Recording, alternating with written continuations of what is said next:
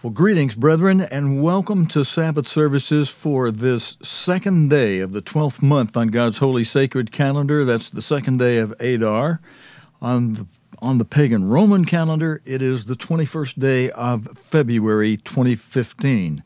Now, I've got Mr. Armstrong on the screen because I'm in the studio wrapped up in a big jacket and a blanket after having been sick a couple of days. Some of you know I missed doing Nightcast a couple of nights, and any of you who know me well at all know that I never miss doing a Nightcast unless something is extreme, and I've been extremely sick for a couple of days. And yes, I'm human. I can get sick too, friends, like the rest of you.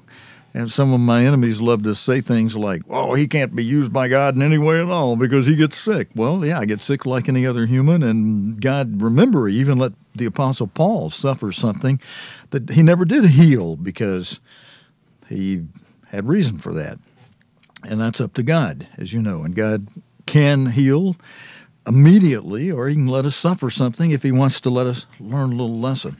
But Mr. Armstrong will be speaking in a few minutes. I'm going to give him about a 5-minute introduction and a real build-up to him. He's going to be speaking on part 1 of How to Keep the Sabbath. Now, I know 2 weeks ago I played the last half of a Bible study that he gave on October 3rd in 1980 on How to Keep the Sabbath. That's the last part, the second half of what I'm playing today. I started in the latter part 2 weeks ago.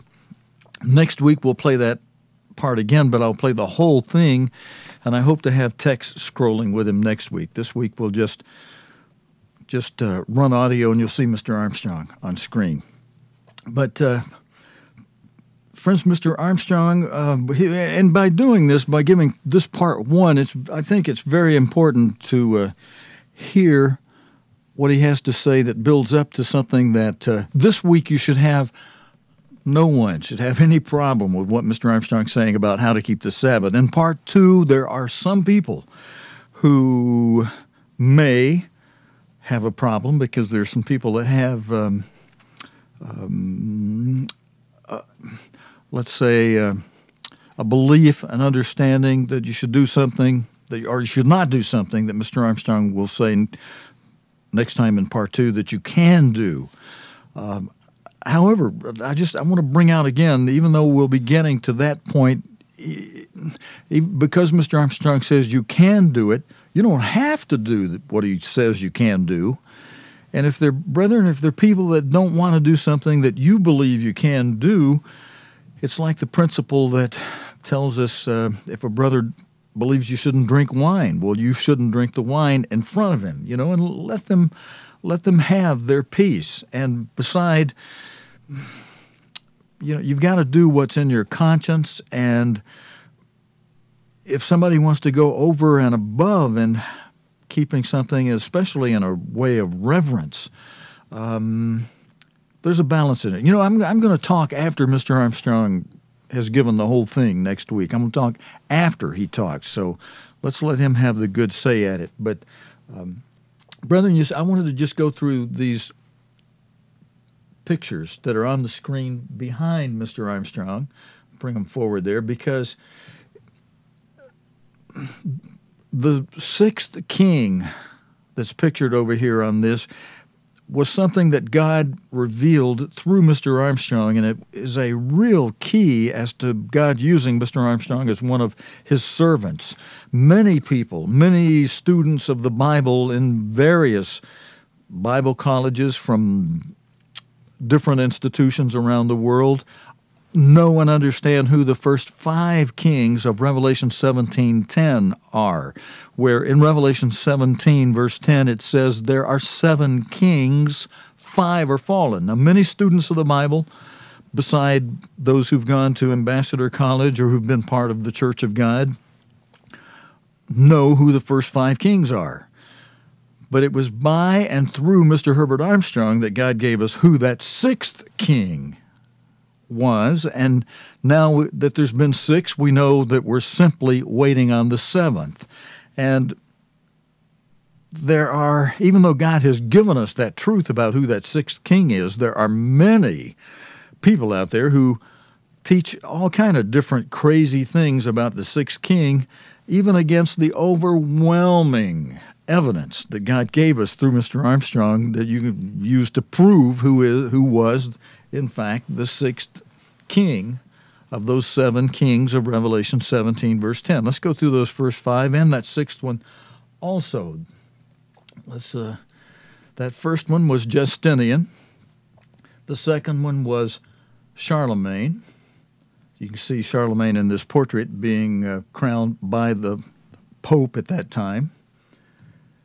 Then there was Otto the Great. He was the 3rd king. Then there was Charles V. He was the 4th king of the 5 kings of Revelation 17, verse 10. The 5th king was Napoleon, who the Pope came to Frankfurt, Germany, to the Emperor's Hall, and Napoleon went there to be crowned by the Pope. The Pope holds the coronation ceremony, and during that ceremony, that coronation ceremony, as the Pope is speaking, Napoleon grabs the crown out of the Pope's hands and puts it on his head himself. He was a little impatient, and he wanted that crown badly, and he didn't want to wait for the long-winded speech of the Pope. He just grabs it and puts it on his own head. But the Pope was there to do it. The Pope was holding the coronation ceremony for Napoleon, and it's considered that the Pope crowned Napoleon. And of course, that was in December of 1804. And then 9.5 years later, in April of 1814, at the Battle of Waterloo, when Napoleon lost that battle, there went 1,260 years of continuous reign of the Holy Roman Empire from 554 A.D. to 1814 A.D., and the Holy Roman Empire is, I was going to say no more, but it simply went into the abyss or into the pit or into hiding for a while until 1936, when, with a concordant from the Pope, Mussolini invaded Ethiopia and proclaimed himself the new head of the Holy Roman Empire, and he was its 6th head as of October 1936, until 9.5 years later, on April 28, 1945, when Mussolini and his mistress and his comrades were hung upside down. They were killed, first of all, and then hung upside down from a canopy at an Esso gasoline station in Italy. And his 9.5-year reign revived the Holy Roman Empire between 1936 and 1945. God revealed that through his servant to reveal who his servant was for these latter days, Mr. Herbert W. Armstrong. And then there's, with Mussolini having had that 9.5-year reign for the 6th head of the Holy Roman Empire, it's now back into the abyss or in the pit again until a 7th head comes along, is crowned by the Pope again in a coronation ceremony, very likely to be held in the Emperor's Hall in Frankfurt, Germany, because that Emperor's Hall was rebuilt anew shortly after World War II, thanks to the taxpayers of the United States and the Marshall Plan, which after the Allied forces bombed the Emperor's Hall in Frankfurt, Germany, and all the other buildings around it toward the end of World War II. As I mentioned, thanks to the good old American taxpayers and the Marshall Plan, the Emperor's Hall was rebuilt.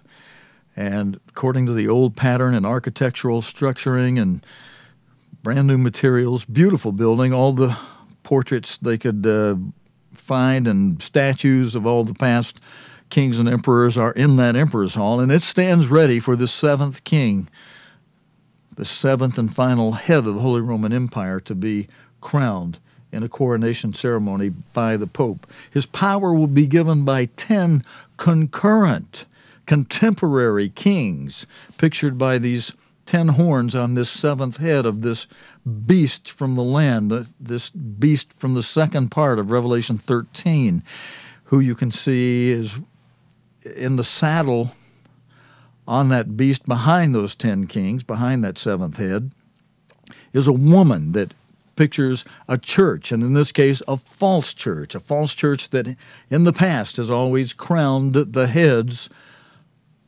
of the Holy Roman Empire and will crown this seventh and final head and control, influence, ride, hold the reins over that head and work in camaraderie with that seventh head. The Bible calls a beast, and the head of that woman, the church, the pope, will be the final pope, will be the false prophet and that beast who works with that beast, that seventh head.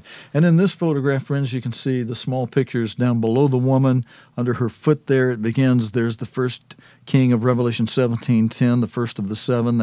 There he is, Justinian. We went through them all, but you see the little pictures. Justinian, Otto the Great, Charlemagne, Charles V, Napoleon, Mussolini, and then the crown over there all by itself. We don't know who the seventh final head is yet. Some think it may be one of the family members of the Habsburg dynasty. Could be. We're watching for anything that family does that gets into the news in any way at all. And friends, again, and then at the end of that, after 3.5 years of terror on the earth by that seventh and final head of the Holy Roman Empire and working in conjunction with the false prophet, then God, as a rock from heaven, will descend and smash the government represented by that seventh head of the Holy Roman Empire, as depicted here by the great image from Daniel 2, will smash that great image on the toes, and it will fall and break to pieces. And that is symbolic of Jesus Christ returning and ushering in and restoring God's kingdom over this earth, and all the governments of mankind vamooshed and knocked out of the way. And all of those wonderful truths and how that will work, and who the sixth head was of that Holy Roman Empire, so that we would know the pathway is cleared now for a seventh and final head, was given to us by God through Mr. Herbert W. Armstrong, and God's servant for these end days. A man who, and why does all that relate to the Sabbath and how to keep it? Mr. Armstrong was very dedicated to keeping the Sabbath in a balanced and a sound way, and in a respectful and reverent way toward God, and fellowshipping together with brethren as much as we can. And, of course, in these days of our being scattered, when you hear Mr. Armstrong in this sermon mention, or in this Bible study, mention how we are to come together in fellowship and on the Sabbath. You know, even those of you that don't want to become part of a certain group, it may still be a good idea to find a way to be able to fellowship with other brethren on the Sabbath. And I'll be talking about that in the weeks ahead. And I know a lot of you, well, of course, those of you who come here, you come here and listen to this, but some of you may also go other places and get in some good fellowship, or you may have ways of doing that during the week, especially with a medium that didn't exist when Mr. Armstrong was alive, and that's this wonderful medium of the internet that God has opened up. But Mr. Armstrong spoke with great respect and reverence for the Sabbath, a day that pictures what he named his broadcast, the world tomorrow, the millennium, the time when God restores a wonderful peace to this earth, such as Isaiah mentions, a lamb and a lion will play together, and a little child will lead them. And the little child in this photograph on the screen now is holding a little lamb in her hands, and they are with the Renee there. They're behind a live lion in a feast film that was videoed right on the Ambassador College campus in Pasadena. Well, that was a real lion right there, right in front of the little gal holding the little lamb. Now, brethren, let's go ahead and let's go to Mr. Armstrong now with part one from his Bible study, again on October 3rd in 1980, on how to keep the Sabbath. This is part 1. Next week we'll run the whole thing, and I hope to also have scrolling text on there with it by next week. Mr. Armstrong, part 1, how to keep the Sabbath. You know, we talk about the morning after the night before, that this is the Friday night after the... And in a sense, I'm sorry to speak on the subject I'd chosen for tonight. I wanted to have this auditorium full and also the college gymnasium, that as many as possible could hear it. However, some of the other ministers have urged me to go ahead with it anyway. I thought I would turn to a different subject tonight. But I may repeat this again when a larger number of people are here, because it is very, very important.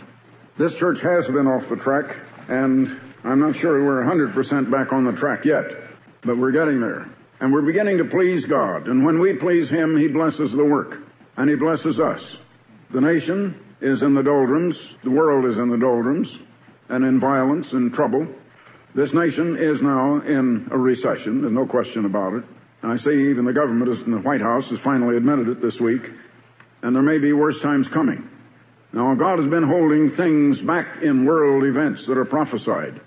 Things that are prophesied, the main things next prophesied is the resurrection of the medieval so-called Holy Roman Empire in Europe. Undoubtedly, half of it will be in Western Europe and half of it in Eastern Europe. You have 10 nations going together. But it is the way of God in a time like this to let things go slow. You know, even 1,000 years sometimes are like a day with God, and they whip by very rapidly. At other times, a day is like 1,000 years. Seems like it'll never end. And God has held things and is going to hold things back. We read in the 7th chapter of the book of Revelation of how He sends an angel to hold back the plagues that were prophesied to come at that time. Now, we're not quite to that time yet. That is yet future. Till He seals the servants of God in their foreheads, 144,000, and another innumerable multitude. And that will be the Laodicean church. That will be the tag-end last church of the 7 different eras of the church, the remnant church. And that hasn't come yet. A lot of people have been wondering, where is the Laodicean church? Well, it hasn't appeared yet. Don't waste your time looking for it. It isn't here. You can't find it. But it will be here. And when God's time does come, He will let things happen very, very rapidly. It's going to take your breath. Now, believe me, it really will. And I'm looking very closely at world events right now, especially over in Poland, and things that are going on there, and the action of Russia in regard to Poland, and what is going on in the Vatican, and a few places like that. And so are our news people. We have our own news staff here on campus. I don't know whether all of you realize that or not. It's part of our publications, The Plain Truth and others, and our writers.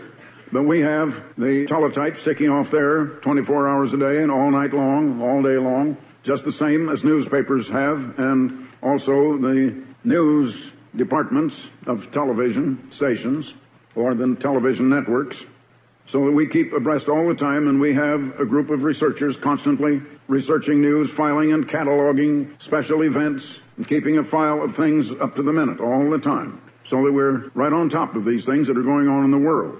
And they are men who also know the prophecies of the Bible. Well, I wanted to talk about something else altogether tonight. How did life begin? You have to start in the New Testament in John 1 to find how life really began. I want to see if we get a little different meaning out of this tonight. In the beginning was the Word, and the Word was with God, and the Word was God. Now, in the beginning was the Word. The Word was a personage. That was a great spiritual, supernatural personage. And the Word was with God. That is, that personage was with another personage, and the other personage was God. And then in the next verse we read that the Word was God. The same was in the beginning with God, and all things were made by Him, and without Him was not anything made. Now that Word we find in the 14th verse later was born of the human Virgin Mary and became Jesus Christ. But He was not Jesus Christ originally. He's just called the Word here. But He was God. And there were God there in 2 persons. One is called God and the other the Word. But nevertheless, the Word also is said to be God here. In Him was life, L-I-F-E. Now, in God was also life.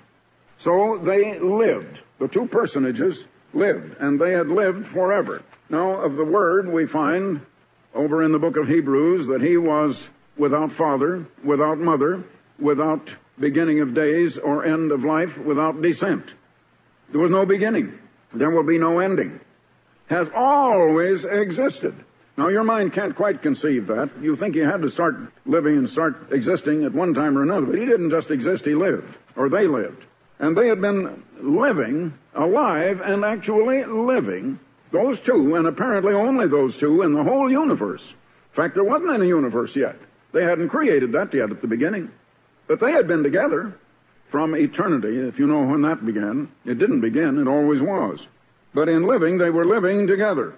And perhaps billions times billions of years, or trillions times trillions of years. You can go on, and your mind can't quite conceive that. It's so great, and it's so long. But now they had lived together, and they knew how to live together. Two cannot live together except they be agreed. You'll read that in the scriptures that they've given us and inspired. So they were in perfect agreement. They lived in peace. They lived in harmony. And while they lived, they also had power of mind, supreme mind that was able to plan and to design everything that has come into existence, to produce it, to bring it into being. They say to bring something into being out of nothing. I don't think that's exactly the way it was done. But being spirit, they were able from spirit to create all matter and the entire physical universe. But they were not physical. They are and always were spirit and spirit beings, not physical at all. But the way they lived was the way of life that we call love. That is an outflowing concern, each one for the good and the welfare of the other. However, we find that the one here called God was even greater, and that the Word did only as God said. And so in the 3rd chapter, I believe it is, of Ephesians, you read how God created the whole universe and all things by Jesus Christ. The Word spake, it was done. And the power that did the creating was the Spirit of God, the Holy Spirit emanating from them. Now they lived a certain way of living. They had minds to think with, to plan, but they had great accomplishment. And they lived to work and to design and to create. And designing and creating was their work, their business. And they were creating in a manner of great accomplishment and in peace and in happiness and joy, and the joy of great accomplishment. But they created other beings having minds, first angels, and later they created man. They lived by a law, and that law was love, outflowing love one to the other. Now, where there are two, you know, a lot of young people getting married say, well, we don't want to have, the husband is not to be boss anymore. We want to live 50-50. You know you can't do that? I don't know whether you noticed or not, but the recent royal wedding in England, I was over there at the time, and in that wedding ceremony, there was nothing that the wife had to obey the husband. That was all left out. Oh, it was going to be 50-50. Well, let's watch and see whether it lasts or not. When you have 50-50, that will always mean the wife is wearing the pants and is the boss. Someone has to be. Two can't live together just 50-50. One has to be the leader over the other. Now, God was the leader. Why didn't Christ resent that, and why didn't he speak out for himself and stand up for his own rights? Why didn't he? Why didn't he say, oh, I'm just as great as he is, I'm going to run things? Oh, he didn't do that. He was the Prince of Peace. He was a maker of peace. He lived the way of peace. He had humility, but he also had power and strength. He had great strength and great power, and yet meekness, if you can understand that, because meekness doesn't mean weakness. Now, he lived in a certain way, and that way was outflowing love, each love for the other. And so that is a way of living, and they made it a law. That is, God, the one who became God the Father later, the one who was called God, made that as a law, and that is a law that we find given in Exodus, the 20th chapter in the Bible. Now, they had created man, but here they had a law, and as that law was given to man, we read of it here in the 20th chapter of Exodus. God spake all these words, saying, I am the eternal thy God, which brought thee out of the land of Egypt. This was said to the ancient Israelites, and they had just been brought out of the land of Egypt, where they were slaves, out of the house of bondage. Then he gave the 10 commandments. I won't go over them now. I'm going to go over one of them a little later. But there was a test commandment, and that begins with verse 8. Remember the Sabbath day to keep it holy. Now that happened to be the test commandment. That is the one commandment that the world holds in question. They will accept the other 9, at least in principle, even though they don't obey them. But they will accept that maybe we ought to have the other 9, but that one, that's the 4th one. They don't agree with that at all. Remember the Sabbath day to keep it holy.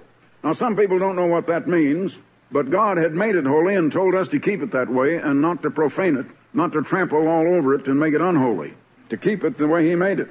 6 days shalt thou labor and do all of thy work. But the 7th day is the Sabbath of the Lord thy God. In it thou shalt not do any work, thou nor thy son nor thy daughter, nor thy manservant, nor thy maidservant, nor thy cattle, nor thy stranger that is within thy gates. That is, don't work them. If you use them in labor, they did use oxen, and at least don't cause them to labor and do that kind of work. For in 6 days the Eternal made the heaven and the earth and the sea and all that in them is, and rested the 7th day.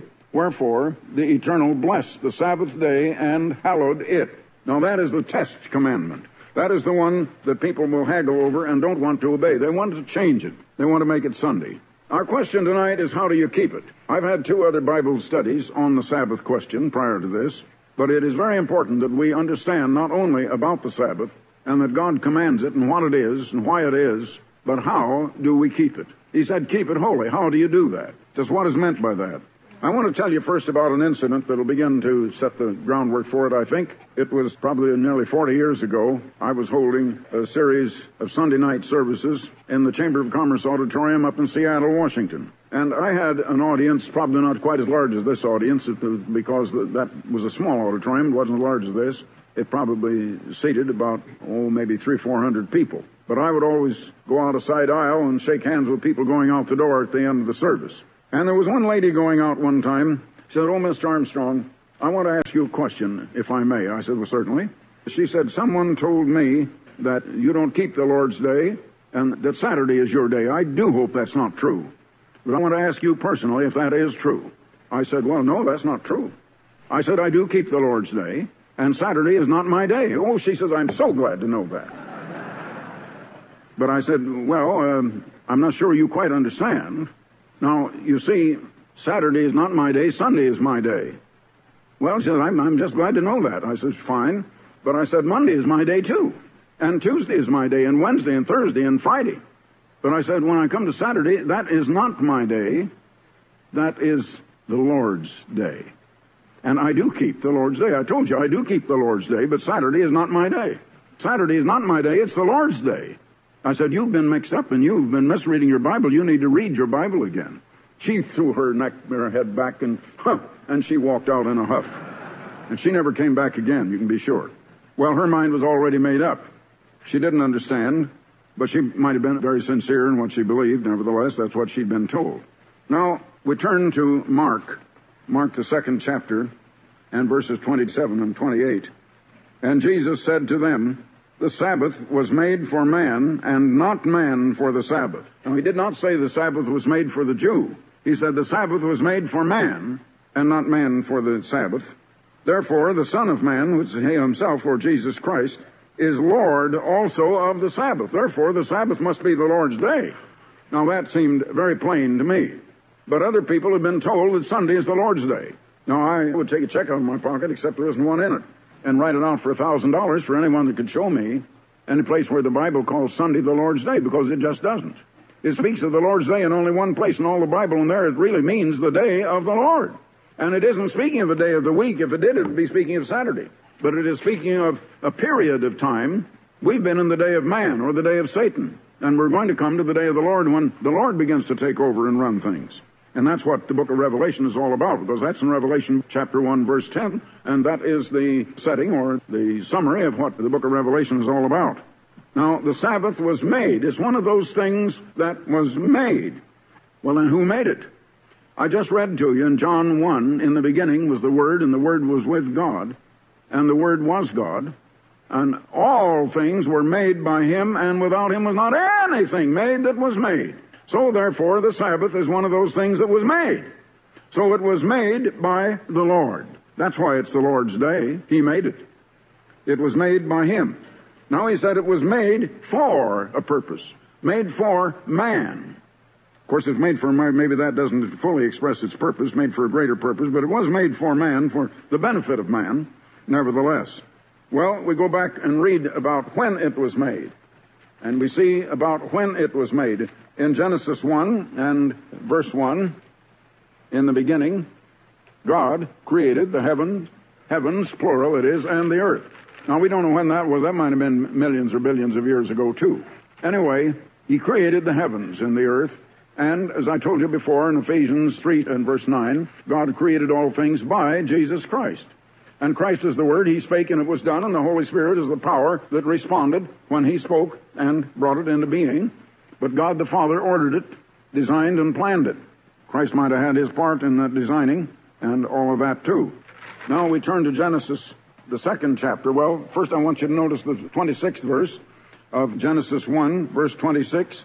And God said, let us make man in our image. So you see, Elohim's a uniplural, which includes both the Word and God, and they're both God, and God is more than one person, a family of persons. And Elohim is a word like family, or like club, or like church, more than one person belonging to a club, more than one person in a church, more than one person in a family, but only one family, one church, and so on. And people can't seem to understand that. They think there must be a lot of churches. There's only the one that is God's church, only one that is the real body of Christ. So Elohim said, let us, not me, let us make man in our image after our likeness. He was making man after the God kind. He made animals after the animal kind. But he was making man after his own kind, the God kind.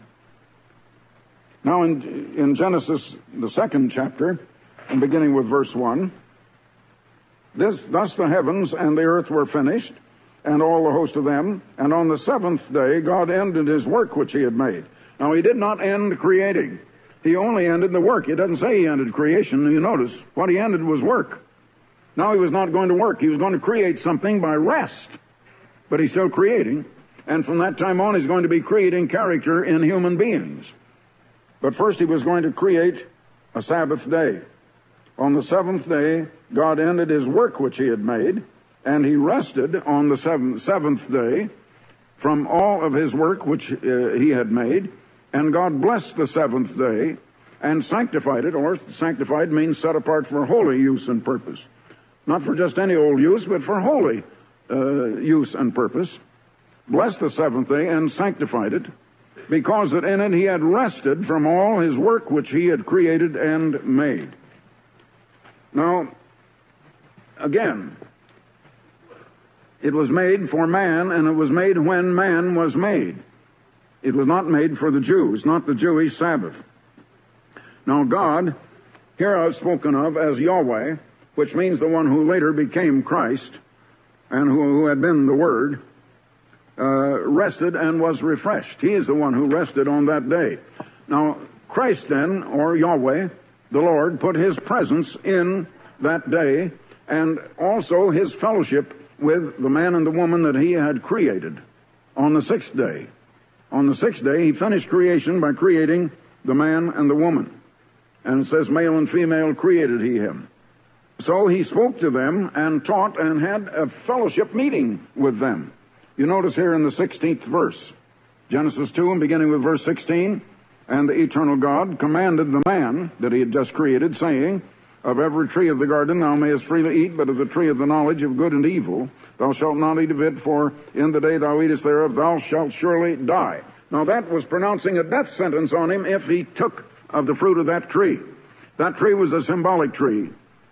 Perhaps there was a real tree there. I'm not questioning that. But whatever kind of tree it was, and I can tell you, I think I could say definitely it was not an apple tree, because the world seems to think it was, and the world has to be wrong. But I don't know what it was, whether it was crab apple or peach or pear. I don't know. Anyway, it represented taking to himself the knowledge of what is good and what is evil. And it represented also rejecting the tree of life. And so he pronounced the death sentence. Now, in other words, death is simply the punishment of breaking the law. You can't have a law without a penalty for transgression. Otherwise, it isn't a law.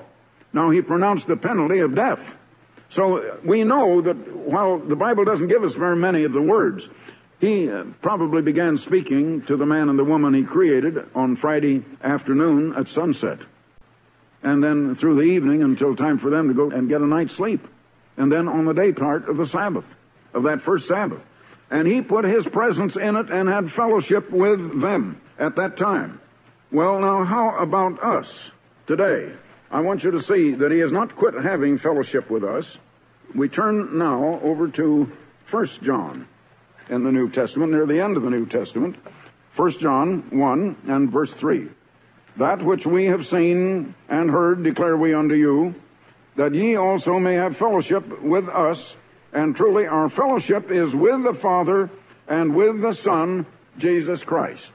Now we are to have fellowship with the Father and the Son, as well as with one another. Now is there an appointed time when we meet together to have fellowship together? Is there? The Sabbath day is a holy convocation where our presence is commanded. You know, right there is something different in this church than any other church I know. All members, unless we are simply away and unable to be here, or sick, or for some reason unable to come, are present at the Sabbath service. It is a holy convocation. Now, a convocation is an assembly that is convoked, if you look in the dictionary. And to convoke it is to command it. It's not come if you want to, or come once in a while, or come on Easter and Christmas, as the world does. Of course, we don't observe those days anyway. We observe the days that God tells us to observe, that God says are holy convocations. I will show you later the Sabbath is a holy convocation. Well, let's turn to that right now. Leviticus 23. Leviticus 23 and verse 3.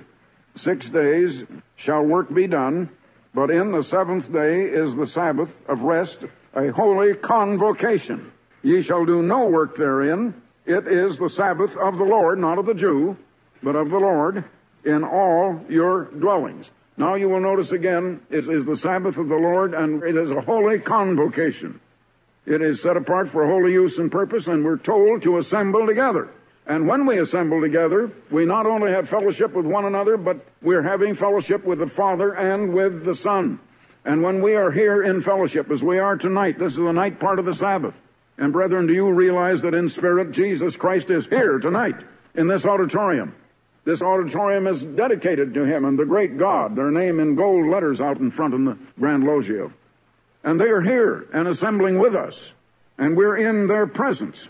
Now, it was Jesus Christ who put his presence in the Sabbath day by meeting with the only man and woman that he had created and that were alive at that time on that first Sabbath.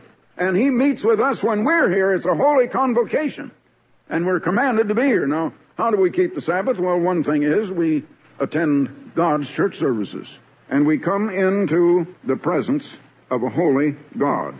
It is a holy convocation. Now, it's his presence here in the day, in the Sabbath, that makes it holy, and he is here with us. Well, now let me give you, let's see, Exodus 3. Why did I have Exodus 3, 1 to 5? I don't remember why I put it here, but let me go back to that. Oh, yes. And now Moses kept the flock of Jethro, his father-in-law, the priest of Midian, and he led the flock to the backside of the desert and came to the mountain of God, even to Horeb, or Mount Sinai. And the angel of the Eternal appeared unto him in a flame of fire out of the midst of a bush. And Moses looked, and behold, the bush burned with fire, and the bush was not consumed. It just kept on burning and burning. It probably was a very small bush, a bush that would burn up. Moses must have seen it when he was some little distance away from it, and he kept walking toward it, and it was still burning. He walked on past it, and he looked back, it was still burning. And it was a small enough bush, it should have burned all up before that time. Now he was curious, so he looked back. Moses said, I will now turn aside and see this great sight, why the bush is not burnt. That is, why it wasn't burned out. And when the Lord saw that he turned aside to see, God called to him out of the midst of the bush and said, Moses, Moses. Moses said, well, here I am. And God said, draw not nigh hither, put off thy shoes from off thy feet, for the place wherein thou standest is holy ground. Now, what made that ground holy? The ground a couple of 100 yards back was not holy. The ground 102 or 300 yards ahead was not holy. But that ground right there was holy where Moses was standing. It was the presence of God there that made it holy. And God's presence is in the Sabbath day. And his presence in this day makes it holy time. Beside, he blessed it, set it apart, sanctified it and made it holy time, and told us to keep it that way. Now, it is holy to Him, and it's supposed to be holy to us, and I showed you that in the previous Bible study. Now, it is a holy convocation. We're told to assemble, and His presence is here, and that makes it holy time. Now then, when we come here, that brings another thing about how to keep the Sabbath and how to dress when you come into the presence of God. You know, one time, and as a matter of fact, it was on December the 1st, 1968, I was in Jerusalem, and I had been in one of the university buildings and visiting with Dr. Aviram, one of the leaders of the Hebrew University on the faculty, and we had talked for a while, and we were leaving then for a meeting with the President of Israel. And the time had come for us to leave and walk over to the President's mansion, as it was at that time. They later built what they call, it's a small palace, but a very small one that they built for the President in Israel. Because they are a poor nation, they didn't build a great magnificent one. But anyway, it was the house where he lived. It was a very nice house. Well, we walked down the hallway to the elevator, and Dr. Aviram said, "Say, wait a minute, I've got to go back." He said, "We're going into the presence of the President of Israel. I have to go back and put a jacket on." Now, he was just in shirt sleeves, an open collar, no necktie, and it was warm weather, and he didn't even have a coat on or a jacket. So we went back to put a jacket on. Well, they don't dress so well over in Israel. He still didn't bother to put on a necktie, because they just don't do that there. But at least he knew he had to dress properly to come into the presence of the President of the nation. And we were going over to meet the President. Well, of course, I was already dressed up for the occasion, but I just want to show you that did make a great difference. Now, it makes a difference to God how we come attired when we come into His presence. And I want to mention that now because I find that God's people, some of them, are very sloppy in the way they come dressed or attired to God's Sabbath meetings. They come any old way.